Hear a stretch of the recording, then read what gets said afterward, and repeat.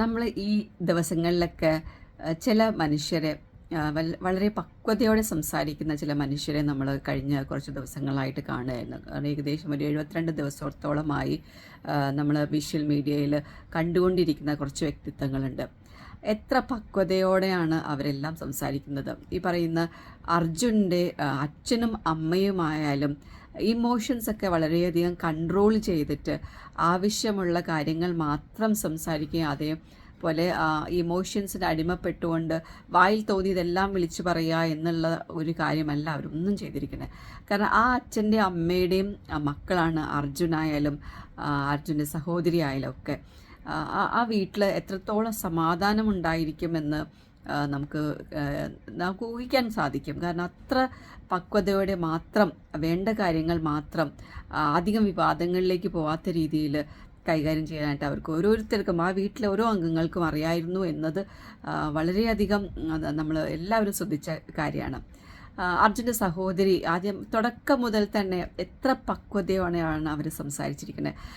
വേണ്ട കാര്യങ്ങൾ മാത്രം സംസാരിക്കുകയും അത് കൃത്യതയോടെയും വ്യക്തതയോടെയും സംസാരിക്കാൻ അവർക്ക് നന്നായിട്ടറിയാം.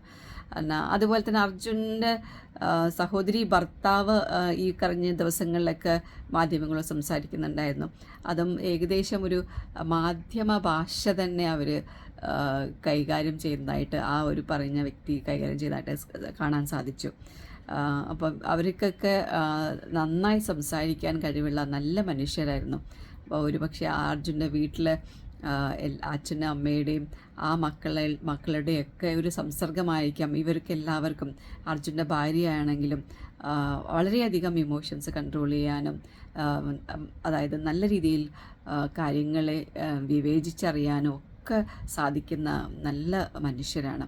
അപ്പോൾ നല്ല വ്യക്തിത്വത്തിന് ഉടമയായിട്ടുള്ള ആ മനുഷ്യർക്ക് എല്ലാവർക്കും ജീവിതത്തിൽ നല്ല സമാധാനവും ഇനിയും മുമ്പോട്ട് ജീവിക്കാനുള്ള ഒരു പ്രചോദനവും ഒക്കെ ഇനി ഉണ്ടാവട്ടെ എന്ന് ആദ്യമായിട്ട് ആഗ്രഹിക്കുകയാണ്. കാരണം അത്ര നല്ല വ്യക്തിത്വങ്ങളായിരുന്നു ഓരോരുത്തരും. അത് നമ്മുടെ മുമ്പിൽ ഈ ഒരു വീഡിയോയിൽ കൂടെയൊക്കെ നമ്മൾ കണ്ടുകൊണ്ടിരിക്കുകയായിരുന്നു. അപ്പം അർജുന് 72 ദിവസങ്ങൾക്ക് ശേഷം ഈ ഒരു അവസ്ഥയിലാണ് നമുക്ക് കിട്ടിയെങ്കിലും അവർക്ക് എന്നും ഓർക്കാനും എന്നും ആ വ്യക്തിക്ക് വേണ്ടി പ്രാർത്ഥിക്കാനും ഒക്കെ അല്ലെങ്കിൽ നമുക്കും അതിനൊരു ഉത്തരം കിട്ടിയിരിക്കുകയാണ്. അപ്പോൾ ഇങ്ങനെയുള്ളൊരു അവസരങ്ങളിൽ വ്യക്തമായും നമ്മുടെ ഇമോഷൻസ് കൺട്രോൾ ചെയ്തൊക്കെ സംസാരിക്കാനും ചിന്തിക്കാനും ഒക്കെ ഉള്ള നമുക്കൊരു വ്യക്തമായൊരു പാഠപുസ്തകമായിരുന്നു ഈ ഒരു ഫാമിലി എന്ന് വേണം കരുതാനായിട്ട്.